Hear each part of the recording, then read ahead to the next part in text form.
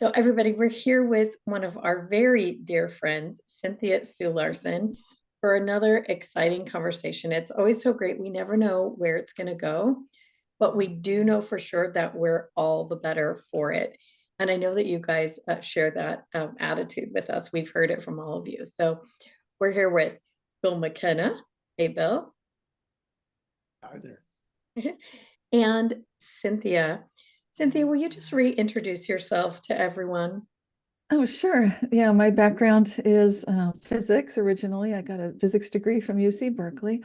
And more recently, I've been investigating mind-matter interactions having to do with consciousness, quantum physics, and I love where the fields of spirituality and science come together. So I've been helping people as a spiritual life coach for 25 years and publishing a free monthly newsletter, Reality Shifters. And that's my website is realityshifters.com. And I'm also an author of books like Quantum Jumps, Reality Shifts, High Energy Money, or Advantage. So that's it in a nutshell.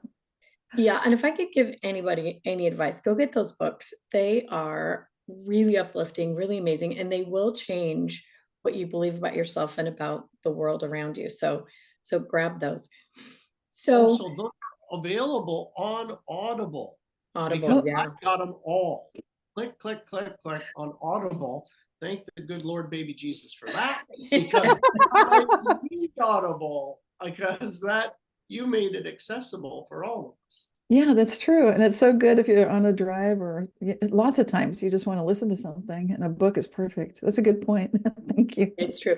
Speaking of hearing things, recently, Bill was listening to something, and I don't know, maybe I shared that video with Bill about something that really perked our interest. So, Bill, do you want to ask Cynthia your question? Okay, so Cynthia, you know what? I've listened to, I can't even tell you how many of your books because I have a lot of time in the car and you're my favorite author. So I get to listen, and one of the, it was kind of in a few different areas. I heard you talking about that we manifest in our peripheral and that reality bending or the type of things that you talk about where the malleability of the quantum is in the peripheral. I'm paraphrasing and putting my own words to it, so please correct me. But I know there's more to it. I just couldn't. The content, not enough of it was there. So fortunately, we're getting to have this call today. So if you could tell me about what you mean about reality and manifesting and dimension shifting in the peripheral. This is such a good question, Bill. I'm so glad you asked it, and it gets to the heart of, I think, any kind of manifesting practice, whether it's law of attraction, a lot of people are into that. I've been approaching it more from the quantum jumping side, but these are similar, they're related. And what it really gets to the heart of is in quantum physics, the difference between the wave and the particle. And I'd like to, if I may, just quote a quick, very short excerpt from a fabulous book by some very serious scientists. I'm quoting Jerome Busemeyer and Peter Bruza. I'm just going to say a sentence, really short. They say the wave nature of an indefinite state captures the psychological experience of conflict, ambiguity, confusion, and uncertainty. The particle nature of a definite state captures the psychological experiences of conflict resolution, decision, and certainty. I'm just going to pause there, just let that sink in. What are they saying? And these are not just average scientists. These guys, they wrote a whole book on quantum cognition and decision making. So what they're saying with lots of quantum physics equations in their book, heavy duty stuff, but they are serious about it. And I love the way they approach this. They're basically showing with lots of research to back it up that our brains, and that by that I mean not just the neurons in the head, but also in the heart and the gut, everywhere, the sentience that we are, We are employing quantum processes when we're thinking, when we're making choices, when we're choosing between realities. And I would, of course, put my radical optimism spin on what they just said. So they're focusing on some things where I wouldn't tend to go. However, they bring up the right idea, the uncertainty. I would say let's make friends with it, and how good can it get? To me, these doorways to the unknown could be absolutely amazing. And it's up to us to keep our imagination in that onward and upward trajectory. Can we take it somewhere else? Sure, we can, but let's keep it. How good can it get? And then the decisive point of a particle state is something that's very manifest. These aren't just the only people talking about it, though. I'd like to give credit to the Hopi Indians real quick. They talk about tunatya, which is, it's like the wave function. It's the becoming, it's the manifesting, it's the being. It's like what's in our heart, what we're really loving. And then tunatyava, which is now it's manifest. Here it is. In a physical form, we've got what we were intending. And then David Bohm, the physicist, he talks about the implicate and explicate order. So I'm putting all three of these ideas side by side by side. And I'm just saying these guys are all talking about the same thing. They all deserve credit. And yes, it's real. And how do I notice it when I'm working with clients and myself and so forth? I can actually perceive when I move between specificity of that particle state into high sensitivity, high sense perception, where I just open it wide up and I'm not judging or anything, then I can sense these parallel realities right there. So there's my, in a nutshell, answer, and then we can unpack it as you like. So, will you break it down to like kind of the layman's terms? Are they saying that it's when we're not looking directly at it or searching for it, that it's off to some part of our brain or mind or reality that's just at the edge that we're not actually being aware of? Yeah, it's like that. It's like things are constantly shifting, and we are natural beings. We tend to go between locking our focus on something and then going into a daydream state, and then locking our focus and daydream. It's kind of like walking. It's like you're moving your foot through the air and then it lands on the ground. So it's each step you take, you're walking into another world. Every time you're moving it, you're going into that wave state of all possibility. That's another analogy. It's not exact, but it gives you an idea, feeling for it. Absolutely. Well, that is kind of true. We're always drifting between our almost daydream, like you said, our imaginary, our internal world. And then we're reminded by sound or somebody trying to get our attention or a physical thing that we have this direct focus. Oh, yeah, there's something that we call reality that's literally right here. And then even in the middle of that, we might drift into this more dreamlike state, imaginary, where we're floating around in the past. A lot of us do that. And the work that Bill and I do, we know that trauma pulls us back. What I mean by trauma is an experience that our nervous system deemed a threat. So we'll be wandering around in that, like as though we could fix it, repair it, or just relive it, checking for the threat again, or somewhere in the future, right? Sometimes there's a threat in the future we're worried about. Or if you're a radical optimist like Cynthia Sue Larson, you're, reimagining something that happened in the past that could have been way different, or in the future, some amazing thing that could be happening. But in between all of those, there is this return of focus that does feel like it's right in front of you. You have to engage your frontal vision is to see, yes, I'm actually in 2024, on January the 8th in this call. So is that it? Is that really what we're talking about? Is that flow between states? Yes, it's basically locking in attention. It's the attentional ability that we have to focus our conscious agency on any given moment and recognize that we are in that space, sharing it in some capacity, whatever level of self that we're recognizing. I'm bringing a lot of things in here all at once. I really am a big believer in levels of conscious agency. Yeah. And this is one of the key, in my opinion, the key ways that you can lock in a desired reality with something like the quantum Zeno effect by just observe, observe, observe, observe, like gratitude, gratitude, gratitude, gratitude. And then you start locking something in through an affirmation or a gratitude practice, and you can start starting to feel relaxed. Like this is something that's the new normal. This is where I am. I'm not gonna lose it. So it's like, it's kind of like tapping your foot.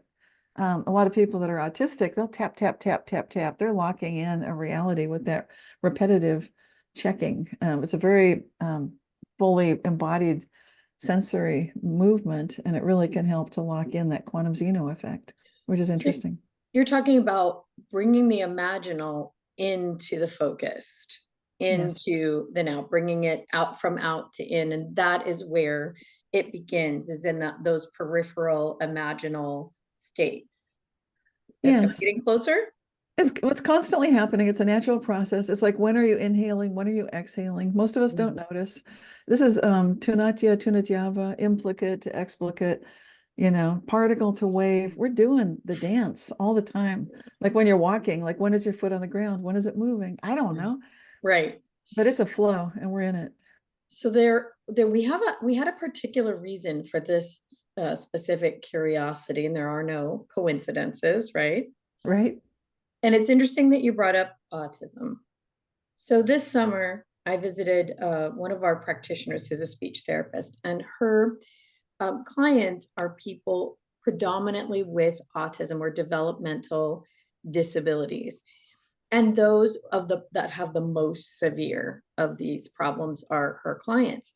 She's been using CognoMovement with them with some really great results. However, what we noticed is their focused vision really is only available for a really tiny window of time. So you know how we move a ball and we have the eyes track, and we can move how the brain is functioning with that movement, eye movement. Well, they could maybe move for a 3-second period track, and then actually they would fatigue. The brain would fatigue, the body would fatigue. So it would be for her a series of catching the eyes, but they couldn't really track for very long, even though she was making really great strides. So she wanted to know, how could we serve them better? So I went to observe, because that's not the clientele that I see or that Bill sees on a regular basis. We've seen autistic children, but very mildly, and those that their eyes could track. So these people, some of them are running around the room screaming during their physical therapy session, hitting people, fighting, trying to claw their way out of the room, and really, really traumatic. So one of them he's 30, and his mom would say he's incredibly intelligent, but he had no real communication. Communication is done through a tablet, in which they take a stylus and they press letters. So they can spell and they have full language, but nobody knows how they really got it, because they don't sit down really for a lesson, never have. Yeah. So communication is her focus. And if they could get them to sit long enough and focus long enough and be able to use the hand independently without any support, that's communication. And now people would believe that that person is actually communicating. Yes. Problem is that with any support on the elbow or hand of the typing, there is the perception that the therapist is actually doing the typing. Right. Okay, so that's the setup. So the job was to see if there was a way into their, what seemed like a very locked, very closed system, right? Yes. We could only get in for seconds at a time to move the vision. So I was questioning the mom about him, and she said he wanted to be a minister because all of his siblings were ministers. And I thought, what if that's a projection on her part? I didn't know. But she also told me that when she helps him type, that he types what's in her head. She said that doesn't help this whole setup at all, right? That would make it seem like she's influencing. She said, but I'm not influencing. She says, and I tell him, you get back in your own body, you get back in your own head, and you type, right? She says, I know I sound crazy. I'm like, not to me. No. So we'd also done a BioWell test, where we can see the energy of the body and where it's moving. And we'd never seen anything like it. He literally was, there's a center column, which is, in your own field. Mhm. There's a column that's outside of that, that's outside of your physical body and more into your field. We call it a field of potential area. He was beyond that. He was Wow. in what's the red zone, all to one side, completely aligned, but completely outside the body. So all of these things came together in my mind. And earlier in that day, you'll love this, Cynthia, I was talking to Colby, and we'd seen one client, and we did some really great things, and I discovered some things about how to reach him. I said, wow, we did some great work today, but I really want more. I really would love a magic wand. And Colby says, but Liz, you have a magic wand. I said, yeah, I know. I want a better one, right? Just kind of to no one in particular. So that this is right before the session. So I'm just thinking about him being outside of his body and the vision. And all of a sudden I got the idea, what if I don't have him look at the ball? Mhm. What if I ask his brain to see it without looking? Because I already know he's out here somewhere, right? Yes. And what if I work just in the field of vision that I know he could see in, that's still within his 6 to 8 foot field around his body, Yes. and not look like a square? We don't work in a square. We never work in a square, Bill and I. It's always a figure eight. It's always an oval or a figure eight, but do it in a square. So I walked in the building, I tested it on 2 people that were there who had, a more traditional neurological setup. And they were like, whoa, that was something. Okay. So I asked Owen, the boy at Rick Worth, I said, Owen, would you be willing to do an experiment with me? And his mama told me he was very, very sharp and he loved science and he loved the scientific method. At that point, I didn't know if that was her or him. But I said, would you be willing to do an experiment with me? And he cocked his head and pushed the button for yes right away. Yep. Mhm. Okay. So we had a therapist stand behind him and hold him because they didn't know if he would hit me or what he might do. Mhm. But he was very willing.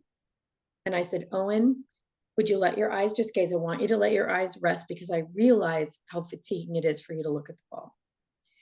Would you reach for the ball with your brain and see if you can see the ball? So I moved the ball in this square pattern slowly, asking if he was able to see it, and, a slight nod, yes. And I think it was the second pass, Cynthia, it was the most amazing thing. He collapsed, just relaxed, melted Mhm. into the caregiver that was holding him. Gosh. She's looking at him, at me, and I'm looking at her. And I do it just a few more times. And Owen, we said, Owen, would you be willing to type? And he literally raced for the keyboard. Normally you have to drag them. And he said, I can work my arms and legs together for the first time. What he was saying was, and nobody knew this, I don't want to move my body like that. I don't want to run around. I don't want to scream. I don't want to punch people. I don't have control over it. But for the first time, I can move my arms and legs in concert. So when we did the BioWell again, he was back in his body. Wow. So it was just the first flicker of something that changed the face of the work that Bill and I are doing. As we do, I brought it home to Bill, and now we're back and forth expanding this. But one of the things that we discovered in using the method, all of us now practicing this thing with our brain Yes. in our whole environment. Now some of us can see in 360-degree panoramic view, not 360, while driving, Yes. Well, and it expanded our brain to such a way that many people are starting to see blue lights in their vision, sparks along the edge of that periphery. And that it does seem like there's a very interdimensional shift that happens when you put yourself in that perspective. So when Bill was listening to you, he said, I don't know, but I'm wondering if Cynthia has discovered some part of this, some reasoning. The other thing we know is that it starts to allow the brain to make its own new connections faster than anything else. And for these autistic kids, and we work with 10 clients over 3 days with miraculous results, and their brain actually making their own connections. At the end of each session, because the focus is speech, each of them was actually speaking while they were typing, saying the word or letter out in advance, speaking in sentences. And then there were some that had no language before that had started typing all kinds of crazy things, very interesting things during those sessions. So we were curious about the connection between those two things. We know that there's a function of the peripheral vision, but what we say is reach with your brain, because when we say reach with your periphery, the brain shifts into something else. It's like it's trying to see with that function. If we say reach with your brain, everything relaxes and you're able to expand the reach physically. So we were just so curious about what are the possible connections. Go ahead, Bill. Well, I'm just going to interject. It's about 3x. When you look with your peripheral versus look with your brain, some resistance goes away, and it looks about 3 times greater. That your distance, like you can have somebody looking here, this is the edge of what I can see with my periphery, and now they're way up here, that type of thing. Anyway, go ahead. I'm sorry to interrupt, but important detail. Yeah. Any thoughts? Does it seem like there are overlaps in what you're talking about? And yeah, this gets super interesting, because this gets into the idea of these reality bubbles or Wigner bubbles of that each one of us tends to, without noticing we're doing it, having a subjective creation within the sort of dream that is reality. In other words, this is basically a simulation. What? Wigner, yes. That's Eugene Wigner. He's a physicist. So he was the guy that was noticing that, do you remember Erwin Schrödinger? He's yes, with a cat in the box. Okay. So Erwin Schrödinger has this cat in a box, a hypothetical cat. No cats were injured or harmed for this experiment. The cat is placed inside of a sealed box that nobody can see what's going on. But inside the box, there's a vial of poison. There's a radioactive decay mechanism, which is really, truly a random number device. So it just sort of at some random moment, based on radioactive decay, which is a quantum process, it will randomly, perhaps maybe or maybe not, trigger the little hammer that breaks the glass that releases the poison that kills the cat. So then the impossible situation, which is the reason Erwin Schrödinger came up with the experiment, is to say, okay, this is ridiculous.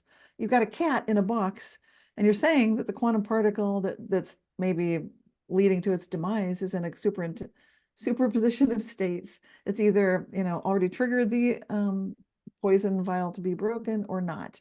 It's fine to say that for a quantum particle, but now because they're entangled, you've entangled the situation. You've got the cat in the box.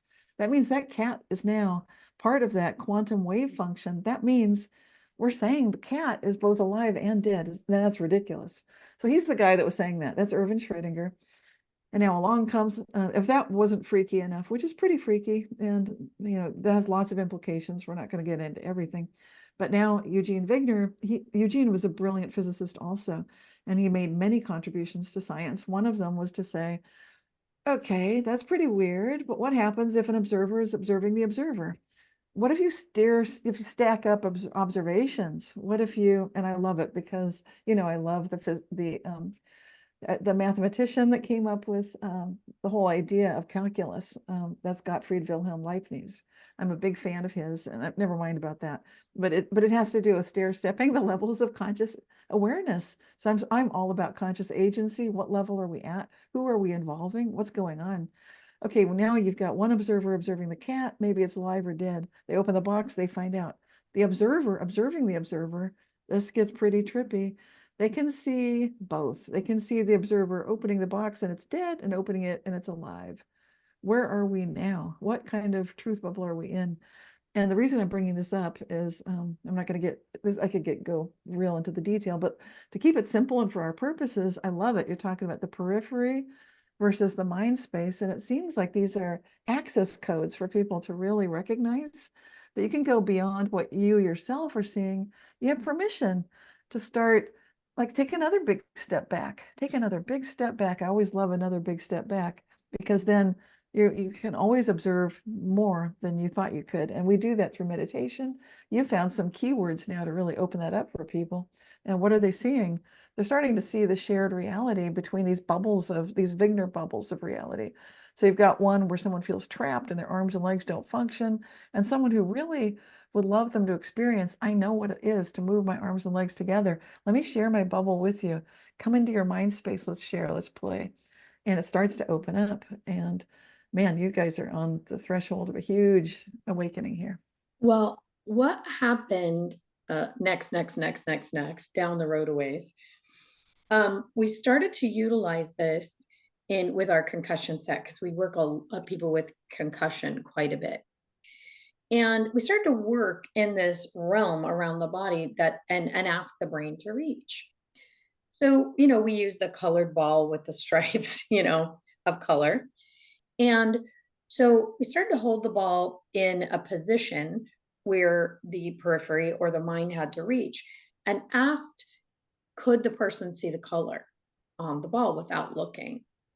What we discovered, that people who were severely concussed, it might be black here. There's nothing there, right? Or they would see the wrong color altogether. And then after several times of having them look, all of a sudden the right color shows up. So interesting. A lot of times when they'll see the opposite on the color wheel. So they're looking at green, but what they really see is red, or vice versa. That was fascinating. Right. Then we realized that if we had them slide their eyes and look, actually bring it into focus and try to touch in that place, that 9 times out of 10, they actually didn't know where the ball was. Their depth perception in that area was completely wrong. So combining, having them actually be able to see the color and then turn their eyes. First of all, the eyes would turn and they'd be like, I thought the ball was over there. I saw it, but I didn't know where it was. So then touching, we add the kinesthetic. After about 3 times of that in a position, all of a sudden they see the color. They can touch it. They know where it is in space.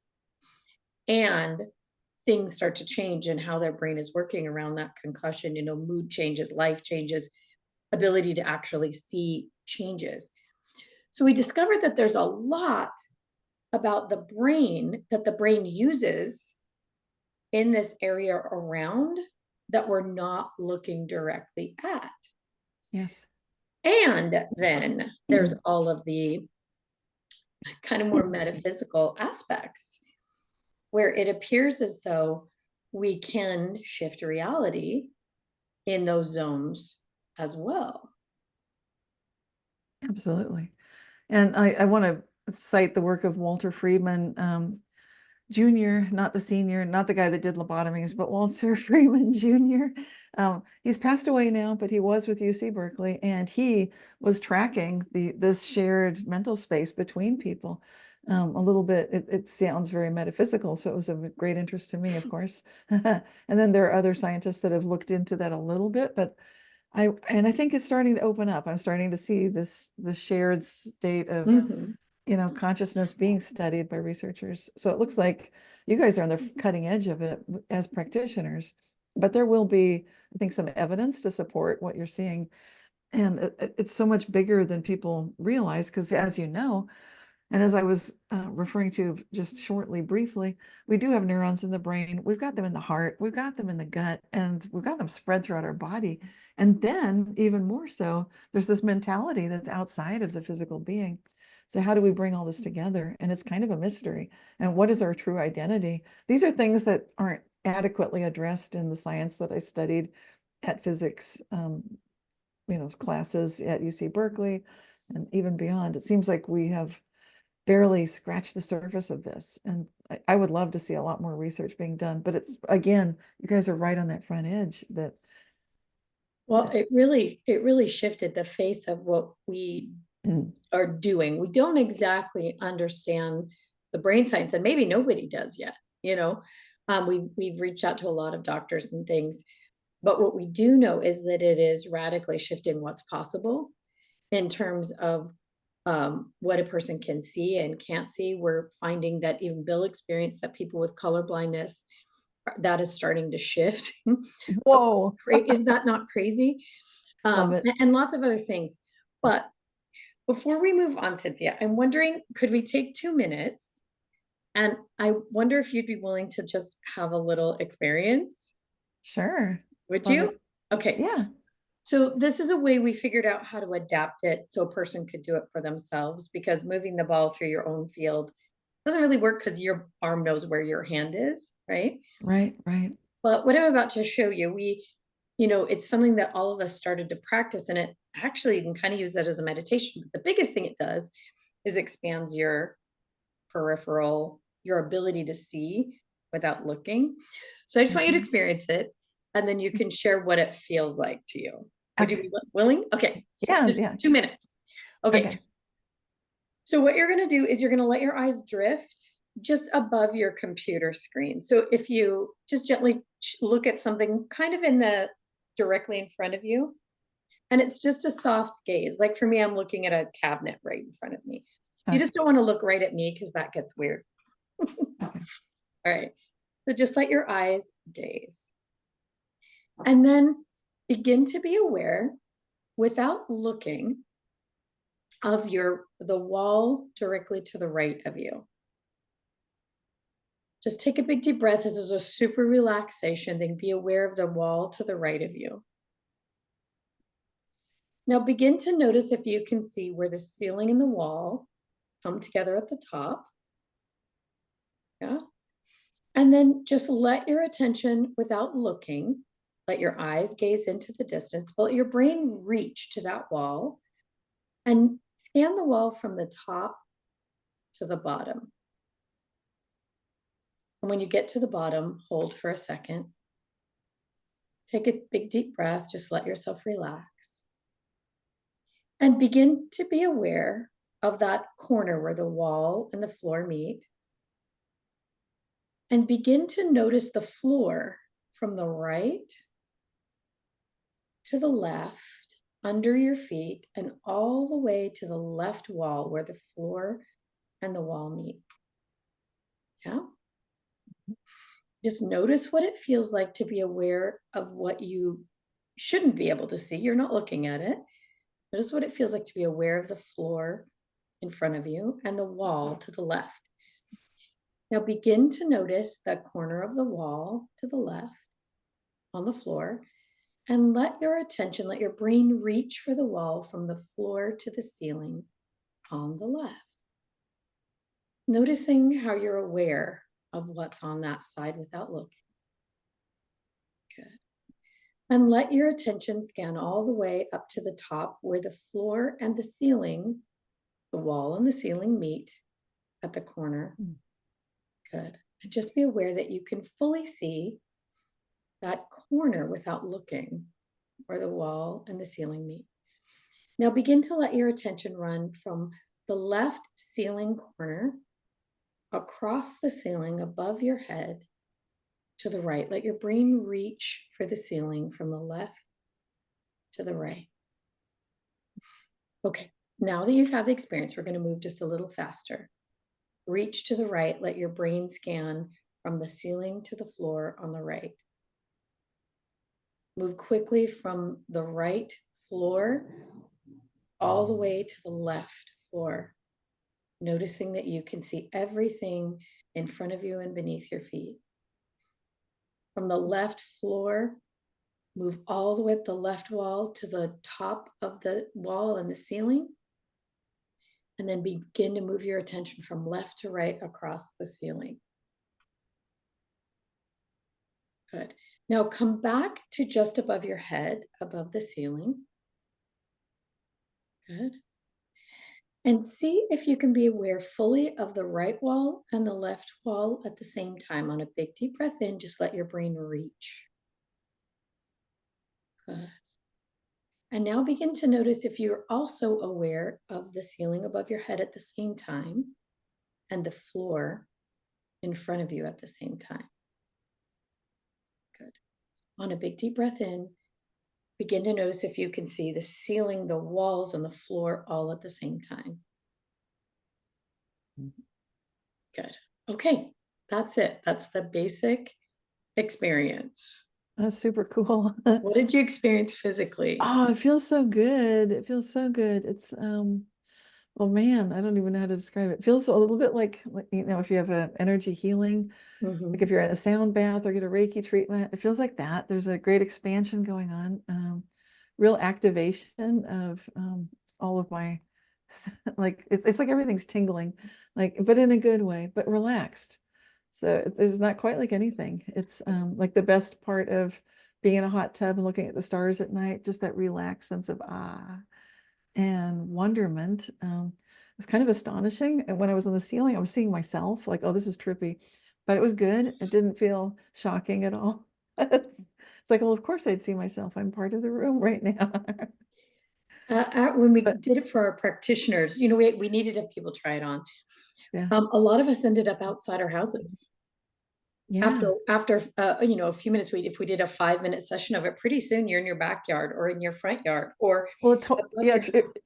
that whole thing of being on the ceiling, that's what I tend to do when I'm lucid dreaming. And I didn't do what I realized that like, oh, this feels like when I lucid dream, because that's my approach. I'll float. I'll just go up, up, up. And so until I'm looking down, and then I bounce on the ceiling like a balloon, and then often I'll just float right through. So, but I didn't do that. It's like, okay, I know it feels like a lucid dream, but I'm not going to do that. But it totally felt like that. It felt like lucid dreaming in a really good space, safe space. Really nice. Somebody said that it feels a lot like what happens when you're learning to remote view. Yes. I've never gone to that kind of class. I think Bill has. Have you done that before, remote classes for remote viewing? Not classes, but No. I do remote viewing Yeah. because I'll do that with client sessions or just looking together at a situation through space and time. Yeah. So yeah, it's very similar. So yeah, I do this kind of thing. And like I said, it's similar to lucid dreaming. It really had that soul quality, totally similar to the point that it was like amazing. It's a unique feeling, isn't it? It really Yeah. is something different when you put your attention there. And what happens is if you do it outside, you realize you can see farther and farther and farther. You practice when you're driving, pretty soon it looks like, you know, those panoramic pictures that you can see. You're Yes. aware literally of everything that's going by here. And Yes. it seems like it's very stimulating for the brain, but super Yes. relaxing for the body. Very relaxing for the body. I do tend to drive this way. My first experiences with this were with Kundalini. When I had a Kundalini awakening, and I just spontaneously was having 360-degree vision outside of the house, like you're saying, and noticing this is a normal part of existence. But I don't have a process for taking people into it. It's nice to have that very clear process. Yeah. So it's sharing qualities of the Kundalini, just 360 view that I've had, and like you said, remote viewing and also lucid dreaming. So do you think there is a correlation between what the scientists are talking about in manifesting uh, in those peripheral states? Is that what you call it? Like if you're thinking past, present, or future, you're kind of in your imaginal. It's a state, right? Would you say it's a? Well, this gets into the difference between like the etheric field and the astral field. So I think, Mhm. which is I know it's esoteric and it's like, oh boy, yeah, but Well, that's okay though.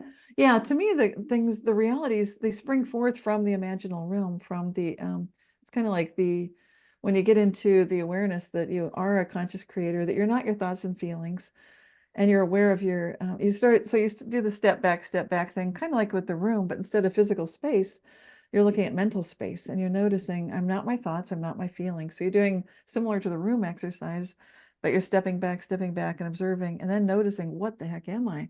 I must be some infinite immortal to be able to have this awareness that I can choose my response and my reaction to anything.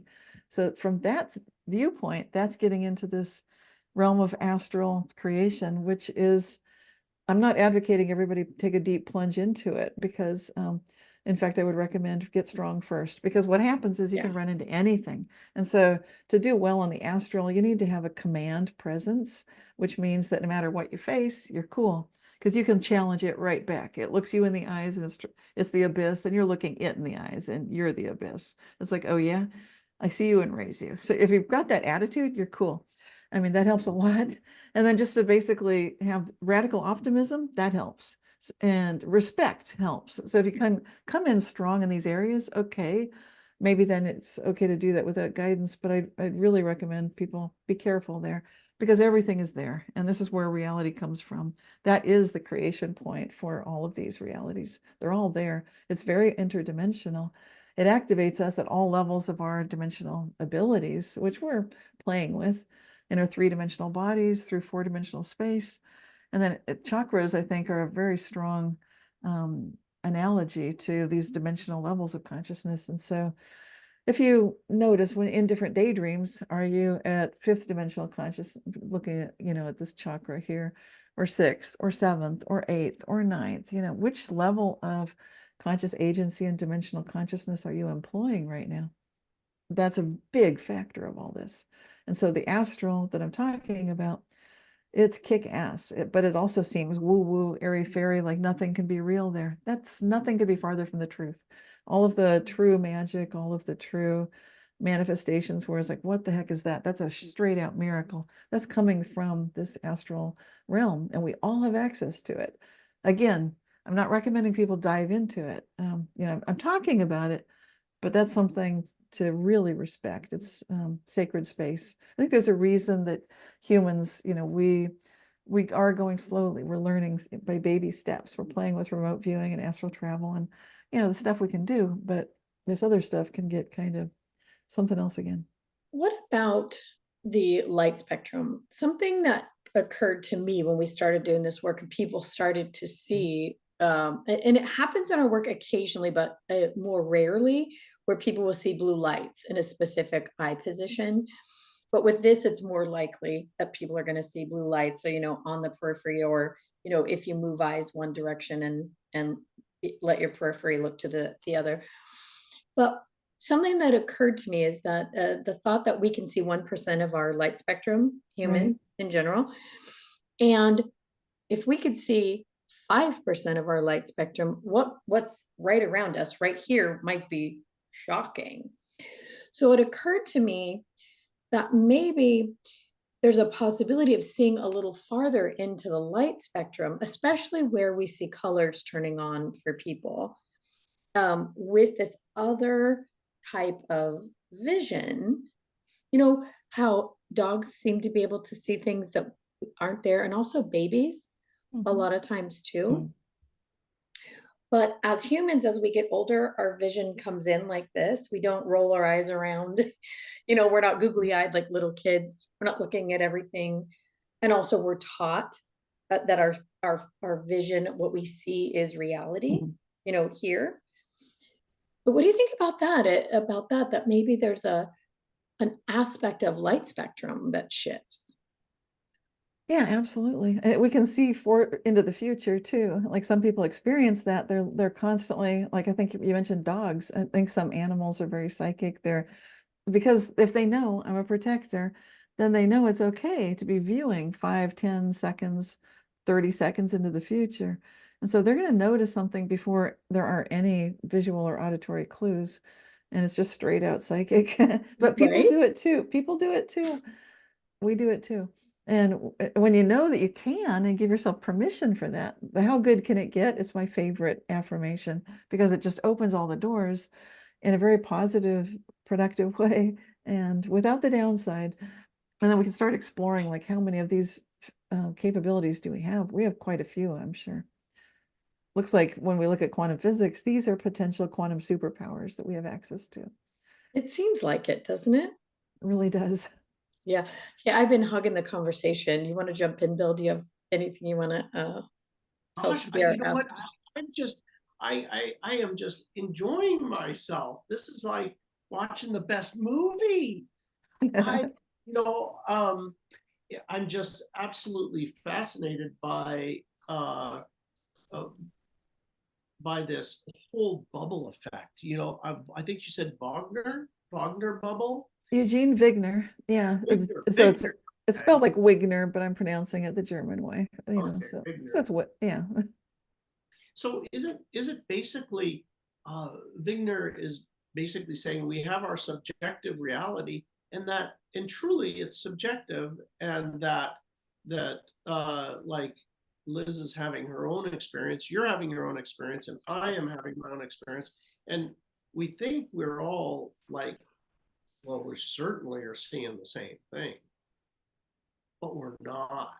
We're actually seeing different things, and it's a creation of our particular. You had a way of putting it, but we call it kind of level of consciousness. But you called it something else, but basically consciousness. Right. Yeah, this is exactly it. It's and I think I've mentioned before my love for this experiment that was testing this hypothesis.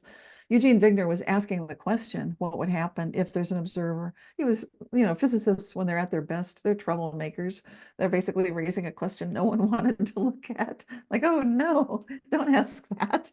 Another observer observing the observer. Oh my gosh. Yes. Yeah. And so Wigner's saying it could go either way. And then there's a physicist who came up with the name Wigner bubbles. This is not Wigner's own term.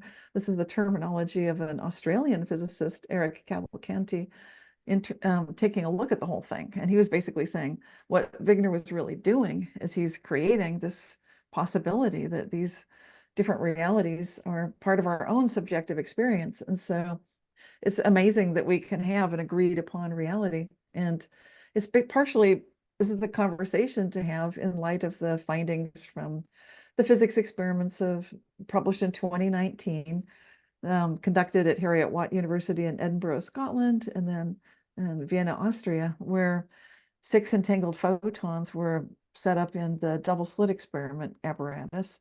And basically 2 observational devices at the same place, same time, witnessed completely different things.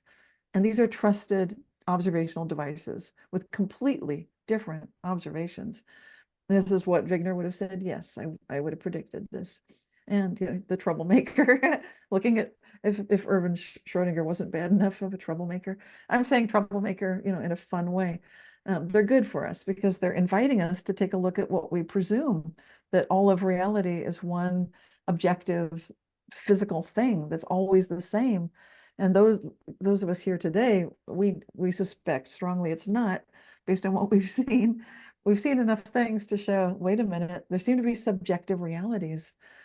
And then if you're in the role of a caregiver or a healer, someone or a teacher, someone who's assisting others to open up what's possible for them, well, that's where things get exciting. And we can start to really see the opportunities here to invite people into maybe a more optimistic, positive reality. And the term I was talking about was levels of conscious agency, because conscious agency is where you combine your ability to pay attention with your intentionality. When you've got both, then it's on, and it's like you're ready to go. Yeah, paying attention to your intention, that giving that intention your constant focus changes everything. It reminds me of something we're always talking about. We do a lot of work with people in relationships, and we'll change the way one person feels about the relationship, their neurological setup around it, or their automatic reaction, right? To their past experiences that around that relationship and all the other relationships related to it. And what happens is one person, one half of the relationship, has this radical shift. They get to where they feel neutral, they see all the other perspectives, and they go home, and dang it if the other person isn't radically changed as well. It looks like a massive timeline shift. I always think of you, Cynthia, when I talk about this, but it really is. It's like you took a left turn on your timeline and now you're in a new one, and there's a different person in your house, right? Yes. So people are always asking, how in the world does this happen? And I really think there's a very physical explanation for it. I always say that relationships are two nervous systems having a conversation. I bring everything I've experienced and my nervous system set up for threat assessment with me. And all of those experiences and all the opinions that my nervous system holds about, is this safe or not safe? The strongest ones fill the field around me. They have mass, right? You can reach out and feel them. We've done that many times. We do it all the time, actually, in our work, and change in the field. But we know that right here, it's like, I think about like a cluster of grapes, do you remember the Fruit of Loom guy that would wear the grape costume and all the grapes are right here? Think about that. So our partner shows up and they have all the things that they've experienced. Their whole life comes with them in this field around their body. And it's like their own cluster of grapes. And those fields hit each other long before we do. If, like HeartMath says, those fields are 6 to 8 feet, and some of ours are much bigger, and they're filled with these little, bombs of our emotion and our opinion and our perspective. And they have one that matches, and those are the people we meet up with in our relationships, right? They hit each other first, and we have, an explosion. I do this, you do that. We're in a calibrated loop. I say this, so you say that, and we're round and round. And it's our automated responses are having that conversation for the 1000th time, right? Where your logical mind is thinking, why am I having this conversation again? Why can't they hear what I'm saying? I'm not saying that, I'm saying this, right? Very frustrating. But when one person comes home and all of that is gone, there's nothing to push back against. And now I see you for who you really are. And now you have nothing to fight me against. You have nothing to push back. And so now we really have entered into a new state, what appears very much like a new reality, and I believe it is. But I think there's also this physical component. So what you're saying about the bubbles, so now that pair is in a new relationship, a new neurological relationship, a new spiritual relationship, a new conscious relationship. And then now their kids are in that bubble too. The kids are the observer of that bubble. Bill has a classic story where the kids say, Mommy, I like what our family's like now after one of these sessions. Mm-hmm. So now the kids are observing their bubble and they're different. And now those kids who are maybe bullying at school because of the tension in the house, now they're different and they're different. So one of these quantum changes in one human's field, I think, has the potential to change probably 1,000 people. I think we're really in contact with about 1,000 people, including, the people we interact with at the grocery store. Yes. And I'm not a scientist, don't play one on TV, but that very much sounds like a quantum shift to me. I think you're right. It is. And it's the core of synchronicity too, and things where people wonder, how is this such a lucky day? Dr. Bernard Beitman, he talks about this with the psychosphere. Dr. Rupert Sheldrake talks about morphogenic fields. So we've got lots of people who are noticing there's something going on. It's physical. We can feel it. It's palpable, but it seems to start in that shared space, which we make a change. We think it's private, but somehow everybody knows. Right? Somehow. Yeah. They can see it almost. They can feel it. Yeah. And I've had this happen where I've walked into a building and just, I think, in a meditative, relaxed state, and people tend to assume I'm in charge of something. And I've seen paramedics were leaving, and there was a very sort of the gentleman in charge of this recreational center just looked like he looked just at a loss, and he saw me and he brightened and stood up like an inch taller, like, oh, you're here. And I'm like, okay, what's going on? Yeah. Not that I mean, I'm not in charge of the recreation center. But you probably had an answer, right? You probably did. He felt the energy field. He felt the energy field. And then he's just asking, like, this Asian gentleman, he collapsed. He refused paramedics. They came, someone called 911. He refused all help, and he's sitting here. And I said, well, do you know his name? And the rec center guy said, no, much to my surprise. Like, what? No? And, like, hello, say hello to the gentleman. Anyway, he was carrying a water bottle, and I suggested make sure you stay hydrated. And I told him the first thing I said is I wouldn't have gone with him in either. I'd be checking my energy, like what's going on. And he just looked so relieved. It was a delightful experience. Anyway, long story short, he was fine. But the funny thing is, it's just that I walked in and it was my energy field. It's like, oh, good, you're here. And that's not the first time that's happened. And it's just, there's something going on here where people read the energy field and they know, thank God you're here. Like, really? Yeah, I get Okay, it. I what's can going on? feel, yeah, I can feel that your energy is clear enough to see and take charge of the situation. I tell this funny story. When I work in a CognoMovement session, I probably look crazy because I'm smiling the whole time, right? First of all, I'm a nerd and I'm so fascinated by what the neurology is doing. But I also know that there's a solution to whatever they've showed up in my office for, and we'll find it. We'll see it, we'll change it, and you'll leave better. So it's very, and Bill says this, he's always energized by a session, you know. So I'll leave my office. And at the end of a day, you know how it is working with people, and you know, probably you look like you're molting. I'm sure my hair's a wreck and my scarf's on sideways. I don't know, my makeup's probably under my eye. And a lot of times my office is downtown, and I'll go to the grocery store before I come home. And almost every time I'm in the grocery store and will have people stop me and say, "Oh my God, you're so beautiful." And I think, really? Or you are absolutely glowing. And at first I thought, what is happening? I realized that I am just radiating Yes, all the possibilities, right? yes, All the amazing things. And so a lot of times I do it on purpose.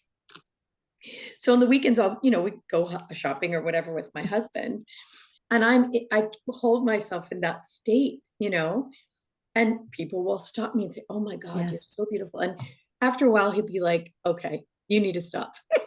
Enough is enough." But it's not that I'm, like strikingly gorgeous. It's that they're feeling the energy, the radiation of that high state of love and of possibility. At least that's my Yes. opinion. That's what I'm telling myself about it. But again and again and again and again, it happens.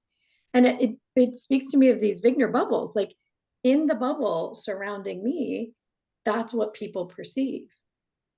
Yeah, no, you're holding a high vibratory state when I feel your energy. And it's like you said, you're open to these optimistic opportunities. And instead of collapsing your little bubble in and getting it dark and shriveled, it's very expansive, very bright, very benevolent, and very positive for everybody concerned. Yeah, So and in those it's, states, people want to talk about exciting things. They don't, hey, have you heard about the latest political? They want to talk about how beautiful it is outside, or have you seen that the flowers are coming up, or wow, that's an amazing color you have on. You know what I mean? Like people want to talk about something lighter. They want to talk about something positive. They seem to be less likely in their own funk. yes, it's so true. Yeah, I love it. And I see it with animals too, people as well. I get the same thing happens to me, like your hair is so beautiful, or you're so Yeah. beautiful. Or one person just almost leaned out of their car windows. I was like, what's going on? But they were just like waving and beaming like a maniac, and I don't know who they were. And it was just, it just, it was the same thing again. Like they couldn't say it because they're driving away, but like, yeah, so funny. So Cynthia, your books are about reality shifting. Yes. If you had to pick one way to shift reality, would that be it? Just in general, is radiating that high level of, I don't know what in your vernacular, is it love? Is it compassion? What would you say it is? What would be your one pick? It really would be to get everyone inspired to want to ask how good can it get, just to choose that, because no matter where they are, it's going to get better. And, it's such a great experience to witness it firsthand. So it has to be a choice, obviously. And Yeah. yeah, people, if they don't know it's a choice, then, or they think that's silly, or how can that help? Well, go ahead and try it. It has to be real though, right? It has to be a genuine Yes. feeling. You know, Bill and I work in sensation, Yes. and that state has a particular sensation. And for each of us, it radiates from a different a zone in our body. For me, it's in almost like where my collarbones are, is where it radiates. Bill talks about it being in his belly button, right, Bill? Yeah, Yeah. that's good if it's coming down from there. That's a power spot. Right now, mine will move around. Right now, it's coming a little below my belly button. It's like because Interesting. it's like, yeah, it's like, oh, come on now. It's like we need this. That's how I'm feeling it. Like we need this. So but I feel it with all of my being. It's Yeah. just like this rush of it's like champagne bubble excitement. Like woo. Yeah. But all of this makes me, just kind of gives me some other thoughts. And if, like, let's say, if I was to kind of simplify, um, the wave function, right, the quantum wave, Yeah. right, would be as if what the brain can see, that that, and then the particle is bank, it it came into reality. Like this is hard. I see it. I feel it. That is your where we have collapsed the wave function down into the physical. And it's much, and I guess it's more than just this, brain seeing peripheral type thing. It is all the senses. What do you tell us about? Tell The- me. Yeah, the Tell me. wave fu yeah, the wave function is more like uncertainty. It's more like that quote that I read at the beginning. It's more that feeling that of indefiniteness, like you're not sure. It's not even that you're looking at something and remote viewing it and seeing it for sure. No, it's very nebulous. It's in a wave state. It's a feeling. It's it's very free. It's extremely loose and free. And I got a feeling of that in my body during the exercise that Liz was guiding me through. It was just that state of relaxing, like feeling like even as I'm looking at things with certainty, and yes, it's there, but also feeling the freedom that anything at all could happen, and just and being really relaxed with that. So that uncertainty, if that's our power, and this is where when I read the quote, it didn't sound like it was the power spot because they were talking about conflict, ambiguity. They said confusion. Okay, so me, the radical optimist, I would revise, revise, revise. I would say instead of conflict, I'd say, communication. Instead of ambiguity is fine, that's fine. Confusion, I'd say, you know, just like realization. It's like things are coming in and out, but you don't know yet. Uncertainty, that's fine. But I think the scientists deserve credit for what they were illuminating here, that this is really a psychological state of uncertainty. Now, humans in most of our Western modern age societies tend to we tend to say that's the dark side, like we don't want uncertainty, we don't want, and that's where conflict shows up. Ambiguity, confusion, and uncertainty. But what if we could make friends with the ambiguity and the uncertainty? What if the unknown could be something wonderful? And that's the opportunity. It really does feel like the unknown. So if you're seeing things and you don't know what you're seeing, you're in the wave function. If you see things and it's pretty clear, you can actually create from there, especially if you're in that astral realm and you're coming from a very high level of conscious agency. This is what master magicians are doing, what shamans are doing. This is what reality creators are doing. They're commanding it. They're saying we need this reality and we can bring it in, especially when you're all fully aligned. You need it and you're coming from those high levels. That's a powerhouse that you've just activated, and then you can just feel it when it clicks. It's like the Yeah. perfect session, and your person is like they've got it. They go home Yeah. and you just know their whole life has just changed. You know it because you can feel it, like that just clicked. Yeah. It makes me think how interesting it is that probably the scientists that you're talking about, it was probably okay to talk about uncertainty and the negative side, because if you talk about the positive side, well, now you're talking about manifesting. It's okay in our society to look down the barrel of some crap that's about to happen. It's okay to be certain of the terrible thing that's coming next, right? We're all fine with that. Like, if you keep going down that path, you're going to end up in jail, or, right? We can talk about that. But if we talk about uncertainty in the positive, well, now it's woo woo, airy fairy.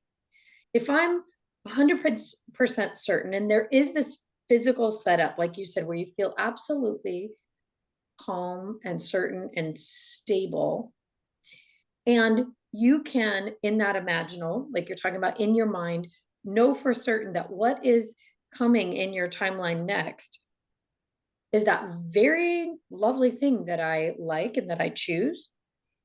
That's manifesting, that's airy fairy, that's witchcraft, that's right. Mhm. It's not really okay to talk about the positive, even though realistically it's the exact same thing. It's just easier for most people to feel the negative sensations, to make that happen, the negative creation. It's harder for people to understand and try on and experience the physical setup of certainty for the positive, for manifesting. But to me, they're exactly the same thing, just a different neurological or focused emotional setup, focused mental setup. Absolutely. Yeah, I think If that we, you've hit the nail on the head there. Go ahead, Bill. if we were to have you to, within, 5 sentences or so, uh, just speak to that from the scientific point of view of this wave function and access to it through this technique that Liz just walked you through, and what's going on there, and as it goes from here to here. So bringing it back into regular Yeah, as experience. things come from that wave function collapse down into physical reality. Yeah, for me, that's that remote, it is like remote viewing, lucid dreaming. But it's not yet what I would, when I get into that astral realm, it's a different experience than this even. So that's where the command level comes in. So it wasn't yet quite there, but it was getting there. It's like that's the right, like those are the right steps. And then the next thing that I would do, if you want to start seeing, when I talk about the astral, that's like the command level of reality. That's where we call things in. We're basically saying this is needed now. And that's how I bring it in. It's like, okay, and I can also decline. I can feel like there's an emergency alert and I'm some sort of emergency response network. And I'm basically part of the no-go team. I'm looking at, is this really in the best interest of all humanity? No. And so I can put a stop on, I have helped to stop things that never came into being. So I have no proof that they ever would have, but that's okay with me. I'm part of the Failsafe network. I think we all can be. And I tend to do, so I'm not just an optimist. I'll also do like, heck no. Like, I don't care how many people wanted to do what, I'm not even going to say what, we're not doing that. And so, or the earth having a certain disaster or other, I know that we can help stop those too. So the room experience and bringing it back in, I'm pretty familiar with that. That is how I drive when I drive the car. That's how I do that sort of thing a lot because I'm familiar with it. But when you're talking about selecting realities, I get into a slightly different zone there. So it's similar, very similar. But for me to select another reality, I actually do jump into my astral self. And it's, again, something I don't recommend everybody do. And you might wonder why not. I'm not going to go into why not. It's just, if it's not something that they naturally go into, probably better not to do it is generally a good advice. So if you're naturally feeling like, oh, I'm in there, okay, good, then you're strong.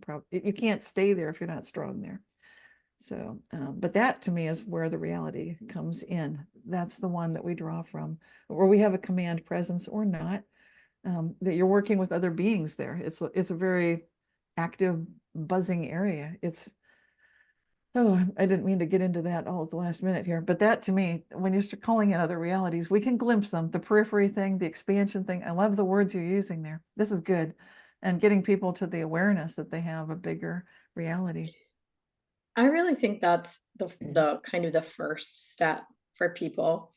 The main thing we began using this for was relaxation, to help the body fully relax. And in with kids with autism, they feel as though everything's coming at them at the same time, even their own thoughts, even their own physical impulses. So we wanted to find a way for the physical body to relax, and it really is fantastic at that. And it takes about 30 seconds, which is huge.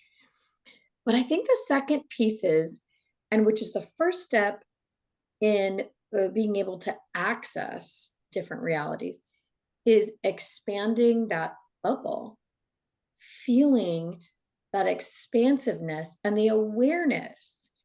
So many people find that it's fascinating. Oh my God, I just realized I'm aware of what's all the way over here, almost behind me, and what's all the way over here, almost behind me, and I'm not looking. It's like we come from this tight, holding ourselves tense, keeping our eyes here, focused on reality, holding on to it, with as tight as we can with white knuckles, to actually reaching our energy out and beyond. And I think for you and I and Bill, it's a normal thing. I mean, at Yeah. least you and I, Cynthia, we were born with that. Yeah. Other people had to learn it, but when a person has that experience, it may be the first step into actually even an understanding that they can begin to reach beyond their own borders and have an effect on what's there, or even just glimpse it. That's really a good point. I think that's great. And it gives them some sense of that, when I keep using that term conscious agency, but that combination of attention and intention for some of these people, like the autistic people you're talking about, that's so important, when they previously couldn't coordinate things. And suddenly they're relaxed enough. And like you said, the nervous system is starting to grow in productive new ways that didn't have connections at all before. This is very, very good. Yeah, for them, it's almost I don't even know if it's possible that it's the opposite, but it's almost the opposite, where it brings them into a focused, concentrated nervous system that can handle the things that need to happen, now in that focus area, where they Right. didn't have it. They didn't have the ability to bring their eyes, No, right here, the yes. focus right here. The people I've known who are on the spectrum and very neurodiverse are extremely psychic typically. And so they're very easy for me to communicate with, send and receive instantly with, and just keep a conversation going constantly. They often want to be on the periphery if they're in a class. They don't want to be in the class. I honor that. And with sometimes you have to do special things for these people because they want to come in the room and flip all the lights on or off. And so, and if I was using a classroom that had music stands, that was a nightmare.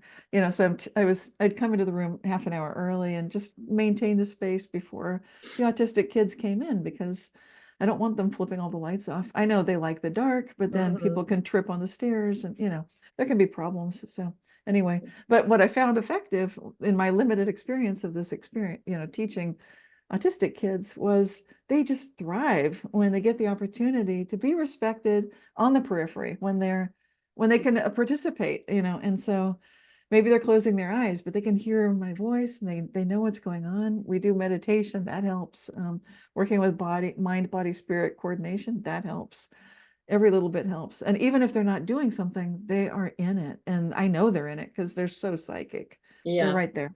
Yeah. Actually, Colby, our practitioner, who is the speech therapist who works with these kids, she said to me, you have to be careful what you're thinking. Oh gosh, they Because know they everything. will, They're right there. yeah, They're in it. they Yeah. know what you're thinking and they'll Yeah. respond to it. Yes. So I knew that going in, that I had to look at them with that radiating Yes. sensation and feeling. And grounded. Yeah, very grounded. So Yes. when I was working with Owen, the first one that we tried the square with, I had that sense. I thought, I wonder if I am holding him in my bubble, this high vibration. And that's what made the change. Because I noticed in going into the situation, there was a lot of stress. There's always 3 or 4 people in the room. All of them are quite stressed because they don't know what's going to happen next. They're guarding. They've all been hit, or right. You Yeah. know, maybe you'll get 3 good minutes of a session. It's so important to everyone that Mhm. this human gets the help they need and is able to communicate. But, you know, like a lot of times the parents are there and the speech therapist, there's usually 2, and everybody looks so stressed, right? So that's the first thing I did, was relax myself and radiate that energy. So I don't know, maybe it's really my energy that lifted him. We discovered after lots of experimentation that it probably is a little part, but mostly it's not. Mostly it's reaching into that space around them and asking them to look with it really makes the body relax.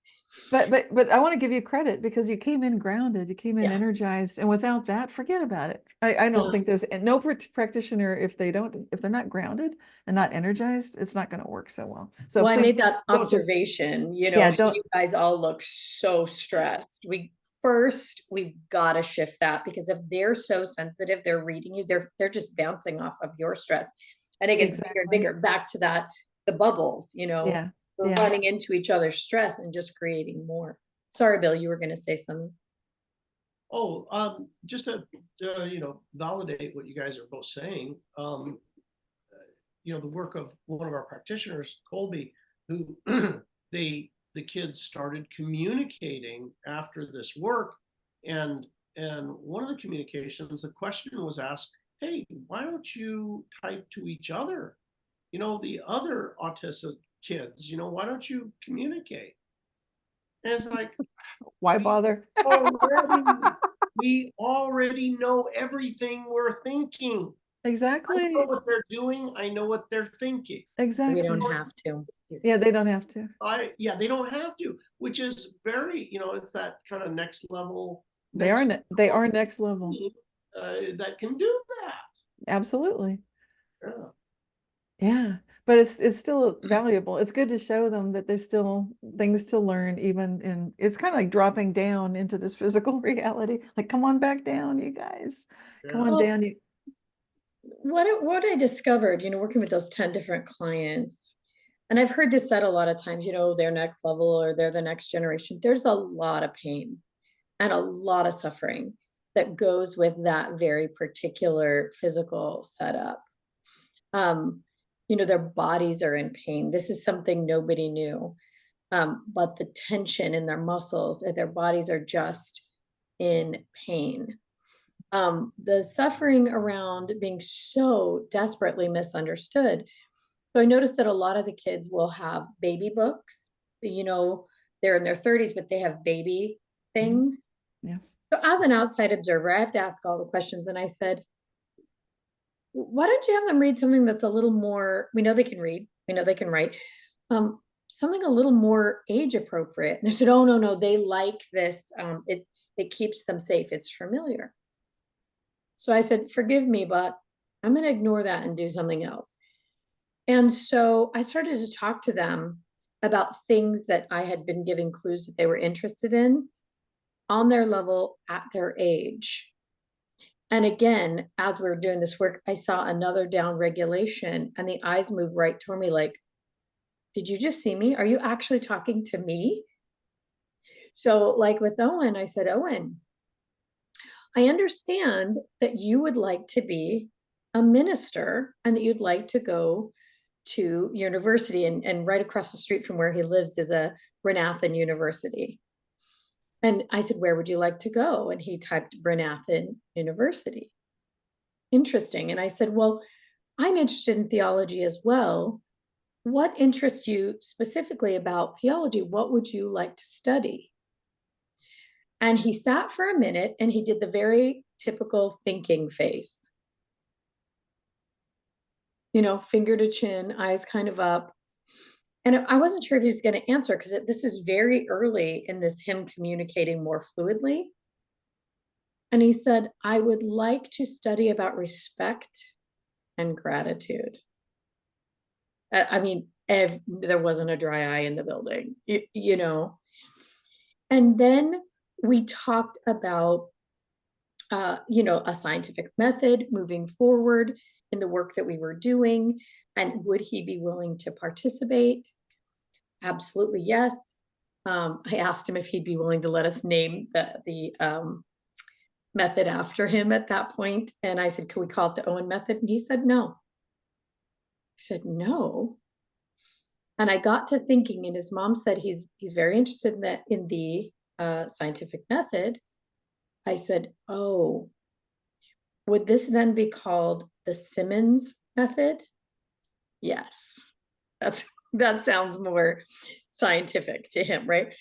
Mhm. You know, so the importance of meeting them where they're at and being heard for the human that they really are gets passed over for all of their problems that they have, the physical issues that they have.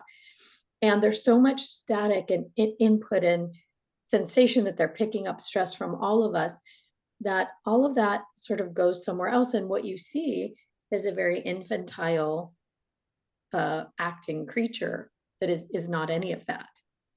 You know, that's this deep, wise, intelligent, articulate human. So, I just want to point that out, that even though we do say, their next level, there's just a lot of suffering that I think could be alleviated with more of these methods. And what Colby found after is that that's 100% true. We have much more happy, thriving people now that she's working with. So that's good. Before we end, I wanted to ask, I've noticed something. I think Liz and myself actually talked for hours, on a road trip about this. And that is the instability that that back in the day, we're probably in the neighborhood of the same age, things were fairly fixed, Captain Crunch was Captain Crunch. Oh, yes. When you songs didn't change, the Mandela effect, really, there that wasn't a thing. But we've noticed that everything is completely unstable. Things are being redefined. Words that meant something now are completely meaning something else, redefined as the opposite or watered down. And this is going from geopolitical right down to our cereal boxes, and so why, if you, from your point of view, Yeah. Why is that? And also, is this really an opportunity, because it's so malleable, that we can easily create a new reality? Absolutely. Yeah, to me, this is an example of we are in pain, like these autistic kids that are in pain and nobody knew. They need to reach that next level. So we're, as a species, we're going through growing pains as well. I don't need to name all the stuff going on. I just, anything you name, whether it's the weather, the politics, the economics, et cetera, et cetera. All of these are threshold points of pain points for humanity right now. And along comes something, basically looks to me like a toolkit. Looks like this is the quantum superpower toolkit, where would you like to absolutely change your reality? Yes.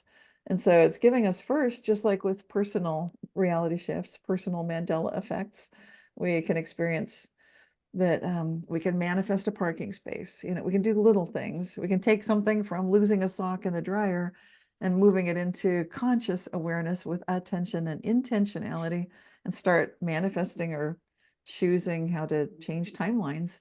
Now we're doing it collectively as all of humanity. You might think, boy, humans need to work together better. Okay, maybe so. In the meantime, we're getting some really crazy shifts, like the one you mentioned with Captain Crunch. I remember that cereal. Now it's Cap'n with a little hyphen. That looks terrible. It's done that when did Captain Crunch come along? Probably the 80s. Oh no, it was there in the 70s. Was it their 70s? We wouldn't have said Captain. That wouldn't have been a thing. Captain would have been Captain Crunch. Otherwise, nobody would have known what that meant. Right? That's Does that right. make sense? Yes. Yeah, Yeah, it just seems weird. And it's just like so many of these other weird things that then people assume, well, they rebranded, they made it more hip, more current. No, it was never changed. And you mentioned Fruit of the Loom. People remember the cornucopia, and it never had a cornucopia. And people think, well, they changed the logo. No, they never changed that logo. So, so it starts like that. It starts like with socks in the dryer and they go missing. You can't find your keys in the house. That's like Fruit of the Loom. That's like Captain Crunch and all these others. So we notice it that way. It's kind of disturbing. It gets our attention. Like, what's going on? And then together, can we collectively move things? Absolutely, we can. You know, this is what to me it looks like it's for. It's basically the toolkit. Like, here you go. Humanity, are you ready? And it's our time to say yes. And is it pain? Have we been going through pain? Yes. I think unless we went through growing pains, we wouldn't feel like we needed this toolkit. We'd right. say, we don't need it.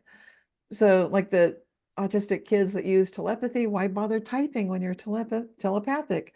So They've true. already, they've made that jump. Now humanity, we need to make a jump. We've hit our pain point. Let's go, you know, and let's find out how good it can get. I don't think we need to suffer a whole lot. I'd say how good can it get?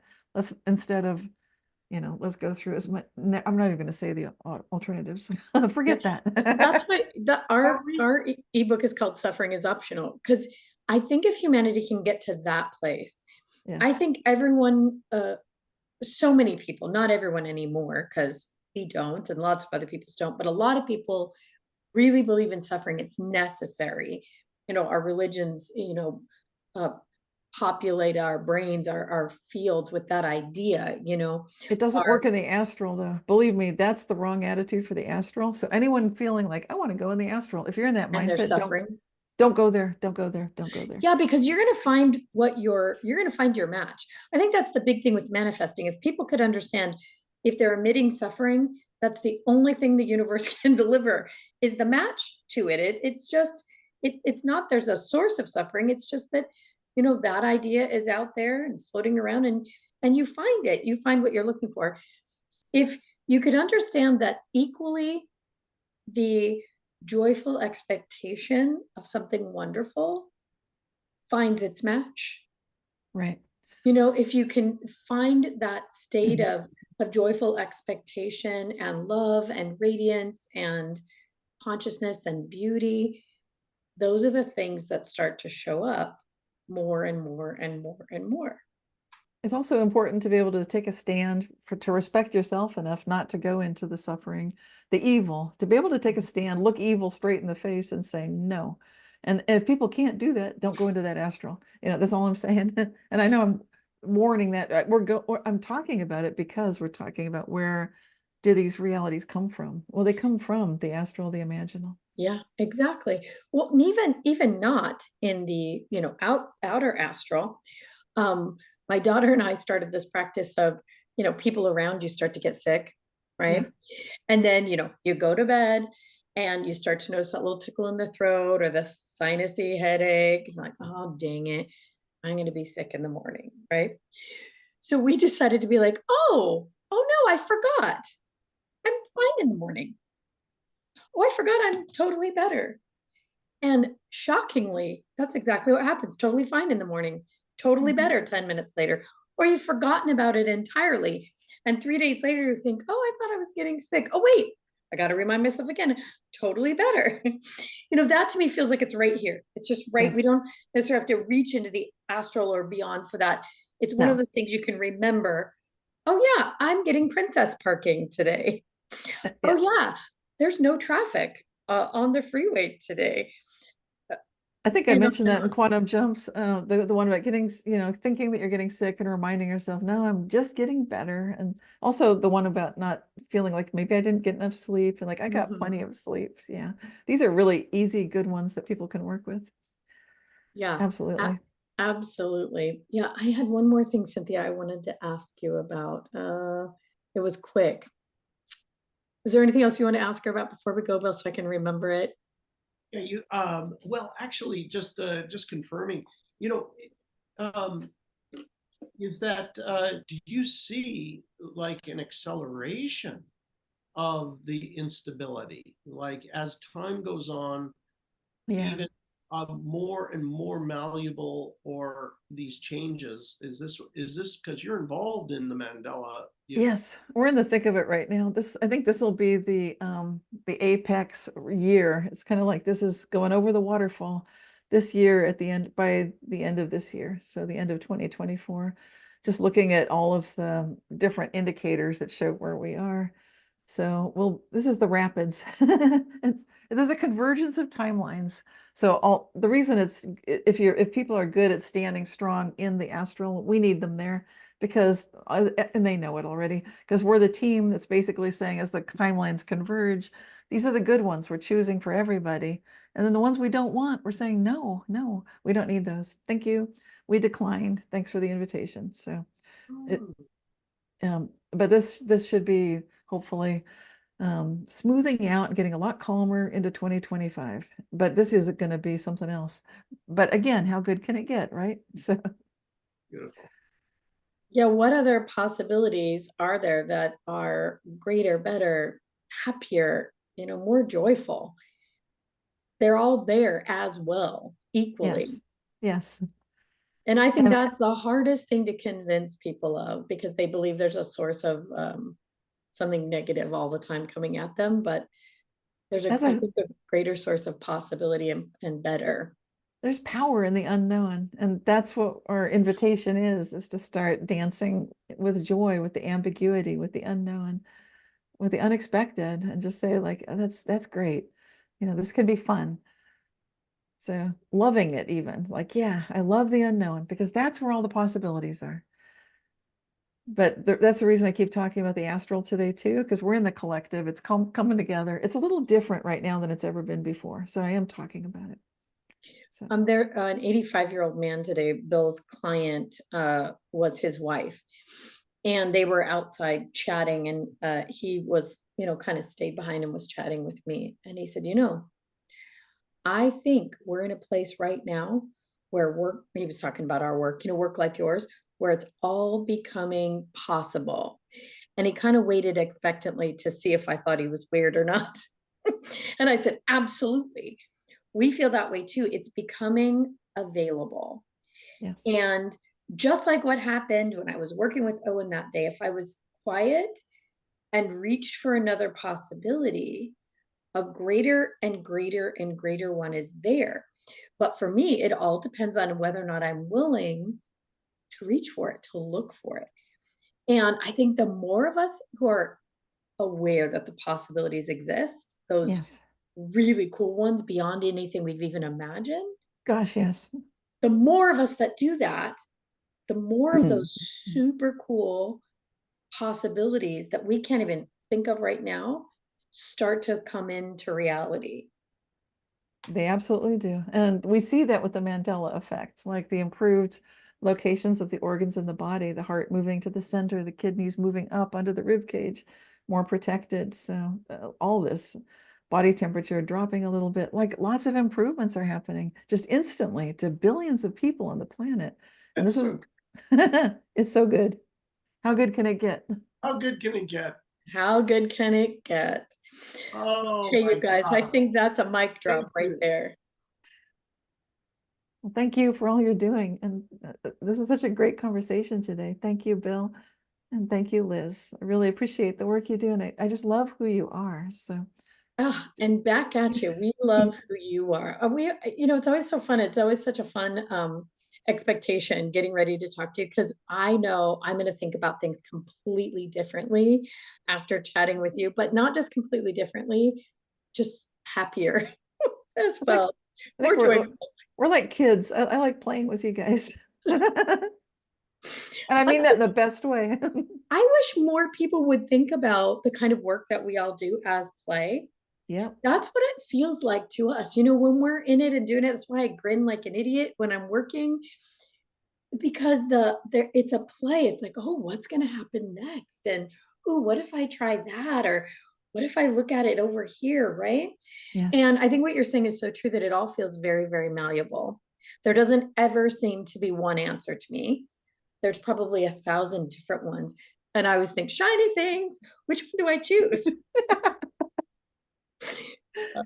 Adorable. Love you so much. Love you too.